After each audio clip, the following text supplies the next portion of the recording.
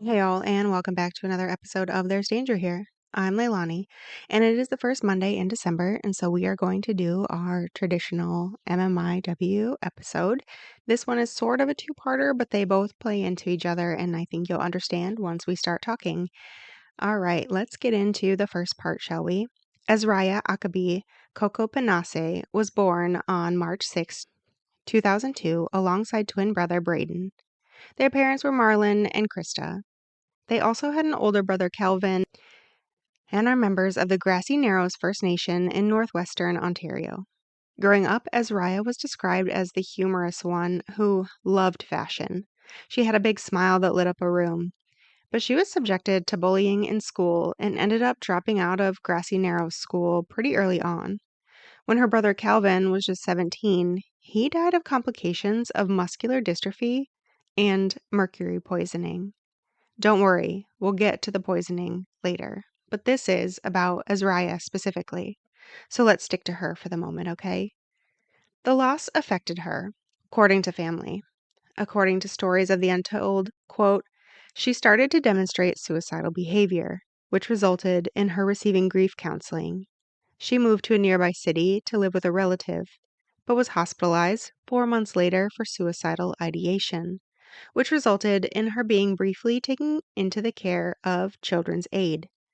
After a suicide attempt, Azraya was placed in 3 short-term placements while she awaited admission into a treatment foster home located in southern Ontario.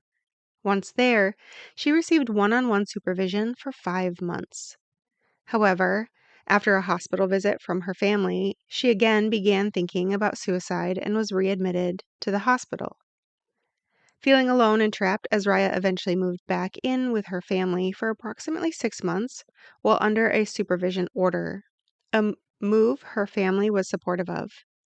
The 14-year-old is said to have frequently missed classes during this time, and due to that, she was deemed escalating challenges at home, asked to be put back into care for continued treatment, end quote. And for that, she was sent to a group home. On April 15th, 2016, Azraya went to a house party, failing it to make the group home's curfew, which was 9 p.m. The police were immediately notified, who located her and brought her to the Lake of the Woods District Hospital. At the hospital, she was transferred to an agency worker. Then she simply walked out around 11:20 p.m. According to a witness, she was seen walking to a nearby wooded area. Her family was not notified about her disappearance until around midday on April 16th.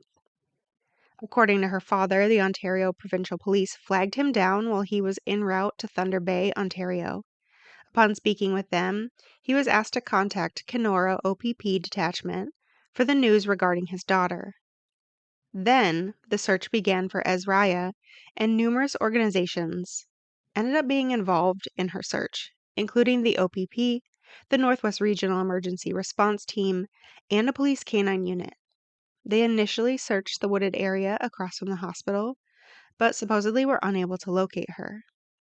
The Bear Clan patrol located in Winnipeg offered to help in the search after everyone else failed to find the missing teen. The next day, on April 17th, Daryl Contois of the Bear Clan patrol was walking with a group in the area's dense vegetation, performing a zigzag search along the highway where he noticed an eagle flying overhead. When he walked toward where it had been, he unfortunately saw Azraya hanging from a tree. The Ontario Provincial Police wouldn't say why they had contact with the teen on the night of April 15th. Marlon was later told Azraya's death was suicide, but he believes there are still too many unanswered questions about his daughter's final hours for any conclusions to be drawn. Quote, why couldn't they find her? End quote, he asked. Marlon also said after his daughter's body was found, searchers remembered seeing a Jeep parked near the area, but no one seemed to know who it belonged to.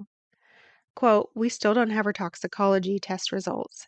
If someone gave her something, drugs or alcohol, we want to know if they could have been charged, end quote, Marlon said. He went on to state, quote, "If she was suicidal already, they should have taken anything from her," end quote. However, Daryl Contois of the First Nations search group, again the Bear Clan, which found her, told CBC News it appeared that she did die by suicide.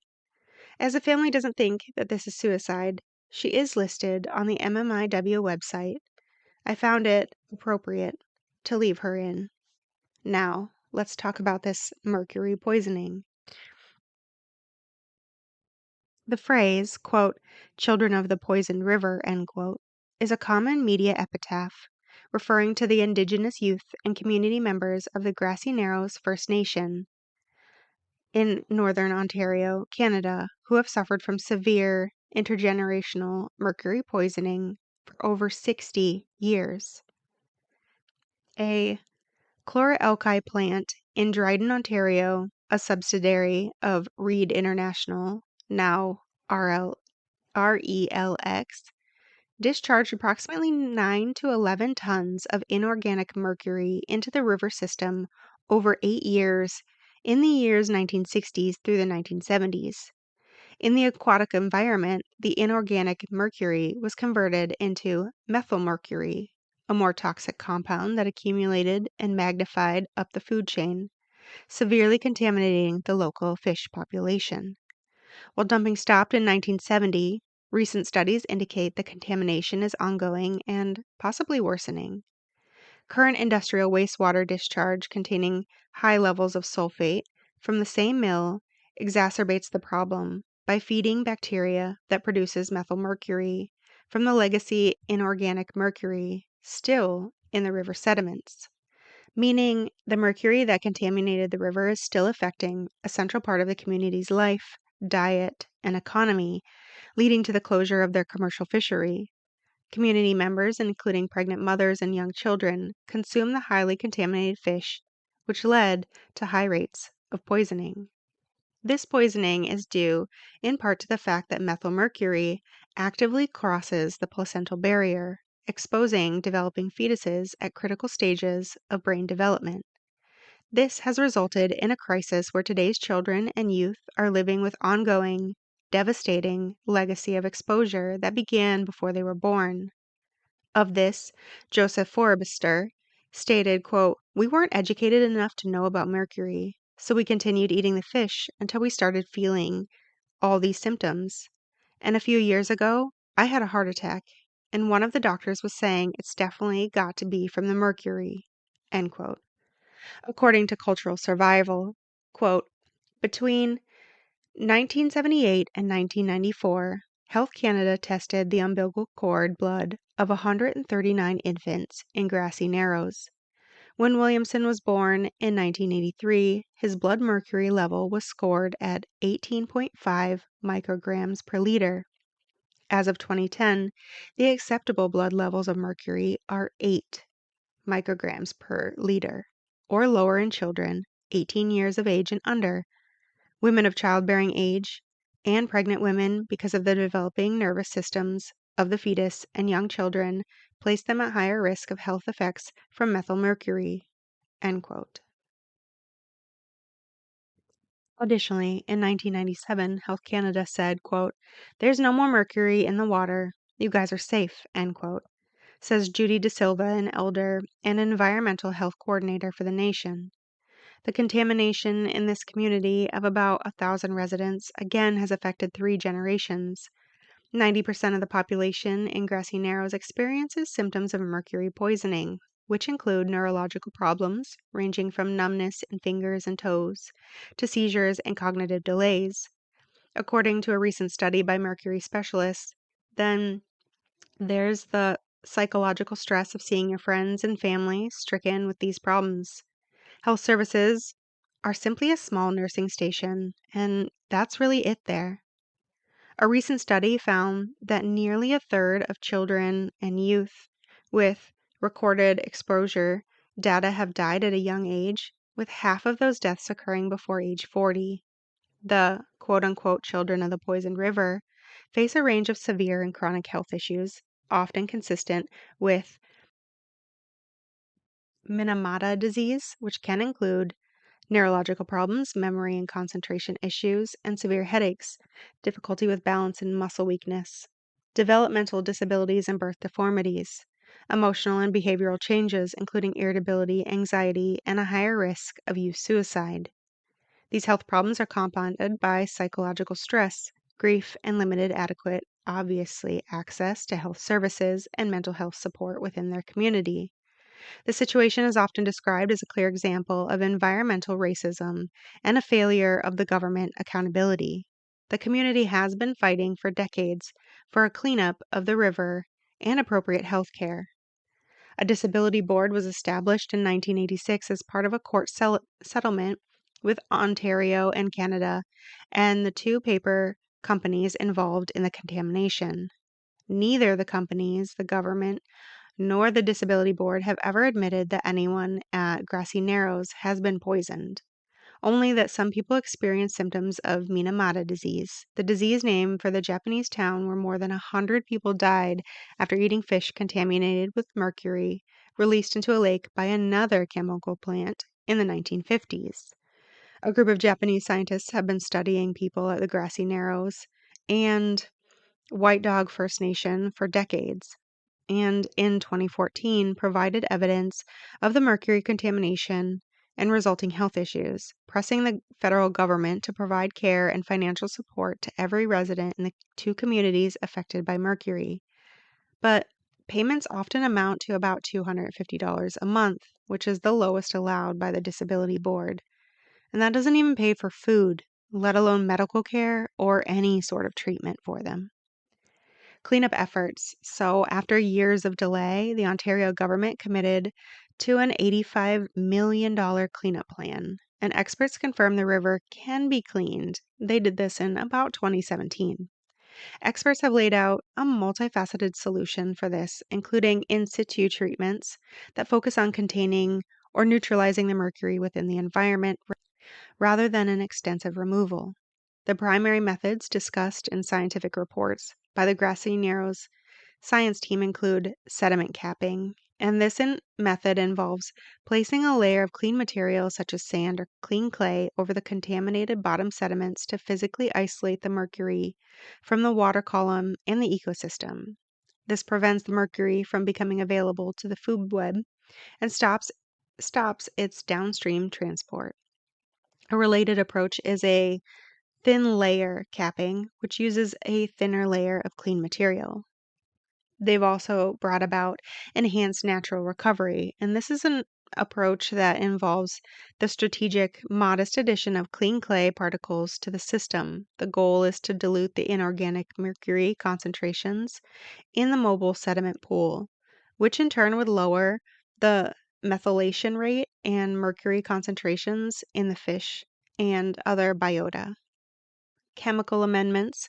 Scientists are exploring altering the redox or reduction oxidation conditions in the water and sediment by adding substances like nitrate or oxygen.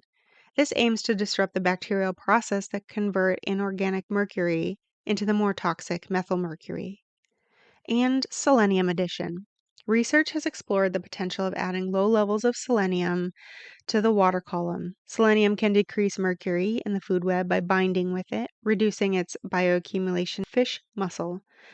However, this approach is treated with caution due to its own potential for selenium toxicity if concentrations exceed thresholds. So that sounds more like a double-edged sword rather than a solution.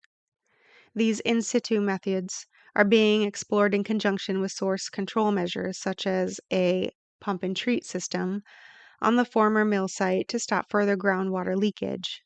The Grassy Narrows First Nations' own scientific panel has conducted extensive pre-remediation studies to determine the most suitable and effective options for their specific river system. That is one of the other proposed treatments, the pumping and treating contaminated groundwater near the old mill site to stop the further leakage of mercury into the river system, along with applying amendments to the water and sediments to reduce the mobility and bioavailability of mercury. This could involve adding substances, again, like that clean clay or chemicals, such as the nitrate or oxygen, to disrupt the process. Measures to accelerate natural recovery by strategically adding modest amounts of pristine clay to the river system to bury the contaminated layers again and reduce its interaction with mercury, the water interface. Calling for the mill to stop discharging high levels of sulfate and organic matter, as these also exacerbate the methylmercury production in the river system. Management actions such as selective fish stocking or removal of certain species to promote food web conditions that decrease methylmercury concentrations and target fish populations. Continuously measuring mercury levels in fish and sediment to evaluate the effectiveness of cleanup efforts and adapt strategies as needed, with the involvement of the Grassy Narrows River team and youth. Still, there has been no active cleanup yet as of yet. As of late 2024 and into 2025, active remediation of the river has yet to begin, and there is no public timeline for a plan. A major challenge revealed in a 2024 study was that the mercury was dumped over a period of years into a large system of rivers, lakes, and tributaries. The sheer scale and complexity make a single, simple cleanup method difficult to apply across the entire area. Coupled with natural processes such as river meandering, storm flow, and bank erosion, continuously remobilize legacy inorganic mercury particles from the contaminated floodplains and sediments downstream, which means that merely addressing the original point source is not enough. To make matters worse, the most significant challenge is the conversion of relatively harmless inorganic mercury into highly toxic methylmercury by bacteria in the aquatic environment. Again, the current mill's discharge of sulfate and organic matter, quote, feeds, end quote, these bacteria, worsening the problem even without new mercury dumping. So, improper remediation techniques risk stirring up the sequestered mercury and allowing it to re enter the air and water cycle, potentially making the situation worse in the short term. This necessitates careful and meticulous scientific work to determine the safest approach. Scientists still face challenges in developing tools and precisely quantify the potential for different mercury sources to produce methylmercury and accumulate in the food web, which complicates targeted management strategies. The community's fish are still the most contaminated in Ontario. Studies indicate that ongoing erosion of this highly contaminated sediment by the river again is becoming the new persistent source of mercury transport downstream, which is preventing natural recovery. Significant challenges still include ongoing industrial pollution and legal inaction. They continue to prevent the full restoration of the river. Despite scientific reports, government recommendations, and public pressure, consecutive governments have been slow to act and clean up recommendations and have even suppressed information about the contamination. Instead, there have been decades of government inaction, a history of flawed treatment, infrastructure, and back and forth between provincial and federal governments over responsibility, which have delayed the implementation of effective solutions. The community has launched lawsuits against both the provincial and federal governments over the failure to protect their treaty rights and health. New threats, such as thousands of active mining claims in the Grassy Narrows territory and plans by a gold mining firm to discharge wastewater upstream, further risk contamination and disrupt the community's traditional way of life. The ongoing crisis continues to cause severe health problems and a high rate of youth suicide in the community, diverting energy and focus towards managing acute health needs rather than long-term environmental recovery. After years of advocacy and protests, including a hunger strike by former Chief Steve Fobister Sr., the Canadian government committed to funding a $19.5 million, later adjusted to over $81 million, mercury treatment center within the community. A groundbreaking ceremony for the facility, which will offer specialized inpatient and outpatient services, was held on March 2025. The facility will treat the sickest members of the community, and construction on the long-awaited Mercury Care Home has broken ground again and is expected to be completed in 2027. In addition, the design of a new community water treatment plant is nearing completion to address water quality issues. As to date, there is still not potable water in most of this area.